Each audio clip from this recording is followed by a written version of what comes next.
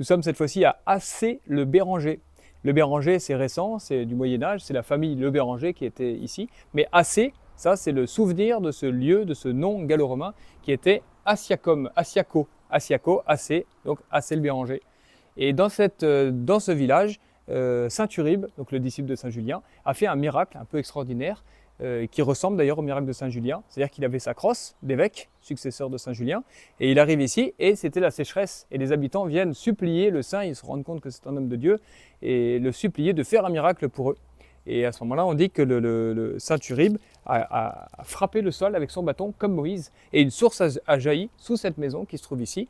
Et c'est aujourd'hui le lavoir. Ensuite, le lavoir a été bâti plus tard. L'eau est merveilleusement pure, très belle. Et il y avait une petite niche au-dessus de la fontaine en souvenir de Saint Uribe avec la statue de Saint Uribe. Une autre statue est conservée dans l'église que nous irons voir tout à l'heure parce que nous avons rencontré la femme du maire, figurez-vous, de manière providentielle, qui va nous ouvrir l'église. Et puis que dire encore, c'est la raison pour laquelle ensuite les habitants en action de grâce vont consacrer leur église à Saint Uribe. Et c'est la seule église de toute la Mayenne, même de tout le Maine en général, qui est consacrée à Saint Uribe, deuxième évêque du Mans. Donc c'est une pierre ici, s'ils se taisent, les historiens, les pierres crieront, et bien ici nous avons la pierre d'Assé-le-Béranger qui témoigne en faveur de cette histoire de Saint Uribe qui a fait jaillir cette fontaine qui continue à réjouir les grands et les petits, puisque vous voyez ce très très beau lavoir ici avec l'eau qui s'écoule et qui permettait aux femmes pendant tout le Moyen-Âge, jusqu'à encore il y a 50 ans, de faire leur linge et de venir à la source ici.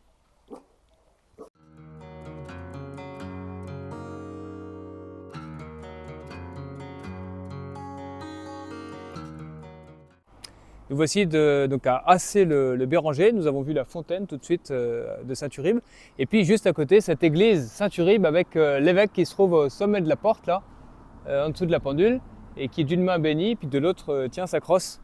Et par la providence, comme je le disais tout à l'heure, nous avons rencontré Madame le maire, enfin l'épouse du maire plutôt, qui nous a fait rencontrer le maire, qui nous a ouvert l'église, puisque cette église renferme quelques trésors et qu'il ne leur est plus permis, hélas, avec le vandalisme actuel, de la laisser ouverte en permanence. Et donc nous avons pu voir un très beau vitrail de Saint Uribe à côté de Saint Jean-Baptiste, montrer que c'est lui qui est le baptiste de cette paroisse, de cette commune du 1er siècle, d'Asiaco. Et puis dans la sacristie, ensuite, il y a un buste de Saint Uribe et un petit reliquaire avec marqué les saints évêques du Déandre, on n'a pas très bien compris, mais peut-être une relique de Saint Uribe ou d'un évêque très ancien du Mans ou de Laval, on ne sait pas trop. Et puis, qu'est-ce que nous avons vu encore? Sous le maître-autel, il y a la représentation de la Seine, avec d'un côté Saint Jean-Baptiste, de l'autre Saint Uribe, et également dans le fond de l'église, une petite statuette qui est toujours en l'honneur de Saint Uribe. Donc on voit que c'est vraiment le saint patron, la seule paroisse donc, qui lui est consacrée ici en Mayenne, dans le Maine. Et puis une dernière chose, c'est un petit détail, c'est un petit bonus si vous voulez.